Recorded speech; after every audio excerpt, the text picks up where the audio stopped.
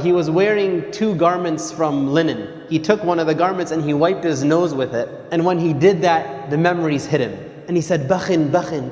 Bakhin, Bakhin is like, whoa, like, man, you made it. Almost like that kind of phrase. He's saying like, Abu Hurairah is wiping his nose with linen. And then he mentions what his situation was like before. Abu Hurairah used to be from Ahlul Suffah. Ahlul Suffah were the poor in Medina who didn't have any family, didn't have a business or a job or land to raise crops and whatnot. Ahlul Suffah, they lived in the back of the masjid. And so he says that there would be periods in my life when I would walk between the mimbar of the Prophet ﷺ and the room of Aisha radiallahu anha, and I would be so hungry that I would literally fall down and pass out. And people would walk by me, see me on the floor lying down, and they would put their foot on my neck thinking that I was crazy. He says, I wasn't crazy. All that led me to that point was extreme hunger. And he says, now I'm wearing 2 cloth garments. In another narration also in Bukhari, Abu Hurairah tells us a story. He says that I used to lie down and put my stomach against something on the ground to apply pressure to my stomach. And he says, I used to tie a rock to my stomach tightly to put pressure on my empty stomach to relieve the pain of hunger. And he says, and one time I was so hungry that I just sat in the road and I waited for people to pass by. And he says, Abu Bakr passed by. So I asked him about the tafsir of an ayah in the book of Allah. And he says, I didn't really have a question about the ayah. My hope was, when I asked Abu Bakr this question, he would say, come over, let's have some chai, some crackers, some dates, whatever, and we'll talk about the ayah. So he was hoping he would get an invitation to the house of Abu Bakr. But he says, Abu Bakr didn't get the hint. He didn't say if he answered the question or not, but he says he just kept going and he didn't invite me over. And so he says, so I waited. And then he says, ثُمَّ مَرَّ عُمَرَ رَضِيَ اللَّهُ عَنْهُ. I asked him about an ayah in the book of Allah. I only asked him that so that he could invite me to his house and feed me. And he says, he also passed by and he didn't invite me over. And then he says, ثُمَّ مَرَّ أَبُو الْقَاسِمِ صلى الله عليه وسلم. And then Abu al-Qasim, the Prophet of Allah صلى الله عليه وسلم, he passed by. And when he saw Abu Hurairah, he says, فَتَبَسَّمَ حِينَ رَآنِي. Right when he saw Abu Hurairah, the Prophet ﷺ smiled. Abu Hurairah says that, and right away he knew what was going on, what I was thinking about, and what you could see in my face of hunger. So he says, Ya Aba Hir, Abu Hurairah. He says, Labbayka ya Rasulullah. Here I am, O Messenger of Allah. He says, Ilhaq, come with me. So he says, so I followed him and we went to his house. So the Messenger of Allah ﷺ goes home and he realizes Abu Hurairah is hungry. And so he asks, do we have anything at home? And he is told that there is a cup of milk. So Abu Hurairah is like, okay, alhamdulillah, the Prophet ﷺ knows what's going on, I'm going to get my meal for the day. But then the Messenger of Allah ﷺ, he tells Abu Hurairah, oh Abu Hurairah, go to Ahlul Suffah and call all of them over. We're going to have a big party, inshallah. Now Abu Hurairah is narrating the hadith himself and he's being completely honest here, right? He says, فَسَأَنِي ذَلِكَ.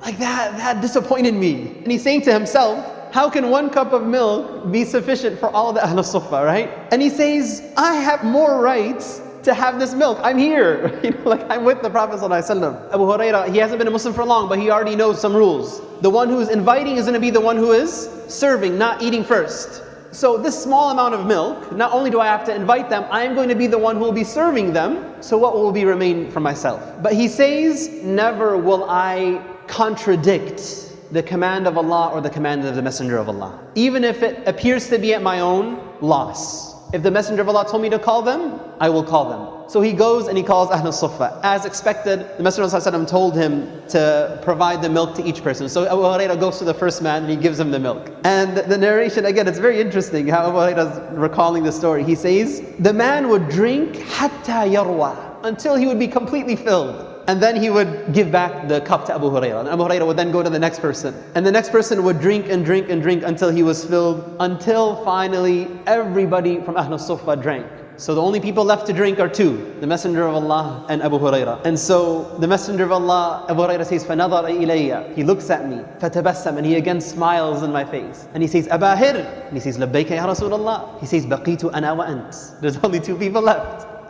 And Abu Hurairah is thinking, who's the milk for, right? So the Messenger of Allah tells Abu Hurairah, drink. And so he drank. He finished drinking and he gave it to the Prophet. The Prophet said, drink again. And he drank again. And then he says, the Prophet kept telling me to drink and drink and drink until he says, O Messenger of Allah, I swear by the one who has sent you with the truth, I have no space left to drink the milk.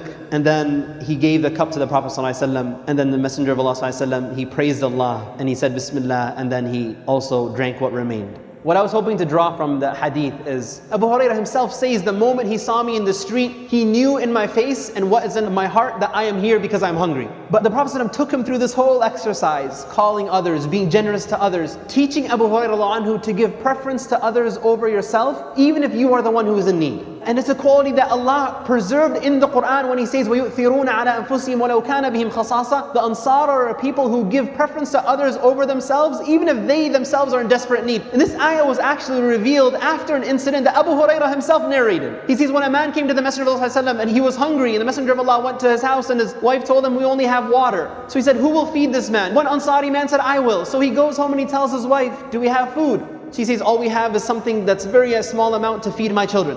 So he says, well, cook the food, turn on the light, the lantern. It was at Isha time, it was dinner time. Turn on the light, and then make your kids go to sleep without feeding them. Just keep them busy until they fall asleep. And so she did that. And then what their plan was, they took out the food and they presented it to the guest. And then the wife intentionally, though she made it look accidentally, knocks out the lantern and the light turns out. So they're sitting now in the dark. And so the wife and the husband both are pretending to eat. And the guest feels, he senses that they're eating, but in reality they were pretending to eat because they only had enough food that would feed one adult. And they didn't say this to him, they didn't say this to the Messenger of Allah, they didn't say this to anybody else. The next day, when the man goes to the Messenger of Allah ﷺ, the Messenger of Allah ﷺ, he tells the man that Allah smiled and was impressed and laughed at what you did last night. He didn't say anything to the Messenger of Allah. This was a secret deed he did between him and Allah. The spirit of a believer is not just giving preference to others over themselves, but doing so in a way the person doesn't sense that you're doing them a favor. That the deed is so hidden that Allah revealed an ayah to expose what the man did when he said, وَيُؤْثِرُونَ عَلَىٰ أَنفُسِهِمْ وَلَوْ كَانَ بِهِمْ خَصَاصَةٌ. That they give preference to others over themselves even when they are in need.